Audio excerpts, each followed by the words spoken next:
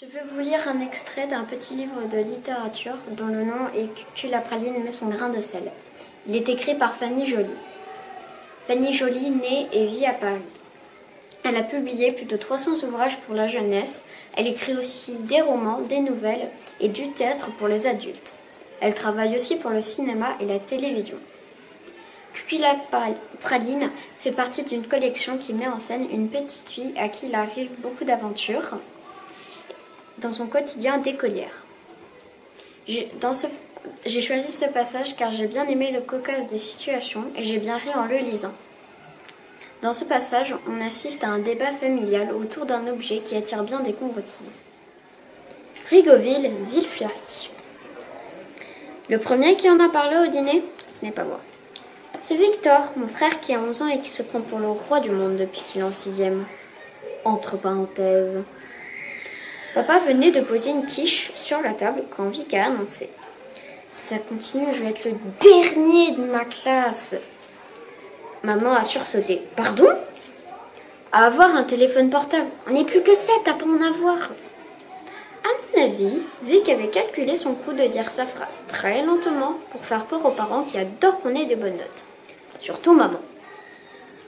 Elle a levé les yeux au ciel. Jusqu'à quand tu vas nous bassiner avec ça ? Ça fait je ne sais pas combien de fois que Vic réclame un téléphone. Mon frère a eu un sourire en coin. Jusqu'à ce que vous en achetiez un. Tiens. Papa a tapé sur la table. Ne fais pas le malin, Victor. Ce n'est pas comme ça que tu arriveras à tes fins, je te préviens. C'est Vic a un portable, moi aussi j'en veux un, a embraillé Mad Max. J'ai décidé de mettre un grain de sel. C'est vrai à la fin. C'est pas parce que je suis la plus jeune et une fille et blonde que je dois me dégonfler comme une mauviette. Dans ce cas-là, si les garçons ont des portables, moi aussi j'en veux un. Y a pas de raison. Ma copine Chloé Kerjoli, elle en a un depuis Noël.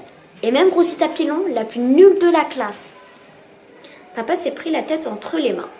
Très mauvais signe. Dring, dring. Pile au même moment, le gros téléphone gris qui est posé sur le buffet s'est mis à sonner. Maman s'est levée pour répondre. Laisse, a crié papa en se jetant sur le téléphone comme un lion sur une gazelle. Mais dis donc, qu'est-ce qu'il va prendre celui qui appelle, j'ai pensé dans ma tête. Et là, surprise. Ça a été tout le contraire. Après avoir grogné. Allô ? Papa a fait un grand sourire, comme s'il était de bonne humeur. Ah, quelle bonne surprise ! Comment allez-vous, monsieur Granet ? Monsieur Granet est le maire de Rigauville, la ville où on habite. Ah, un succès, médaille de bronze ! Quelle bonne nouvelle ! JM a commencé à chantonner. Granet, gros néné, enchaîné Vic en canon. Je n'ai pas pu m'empêcher de rigoler derrière ma serviette. Mes frères ont beau être méga pénibles, parfois ils sont quand même un peu marrants, j'avoue. Mais quand ils me font rire, je me cache. Sinon ils deviennent méga fiers d'eux et encore plus méga pénibles. Maman n'a pas eu l'air de les trouver marrants en tout cas. Elle a fait le geste de leur donner une claque. Ah, demain, samedi, à déjeuner ?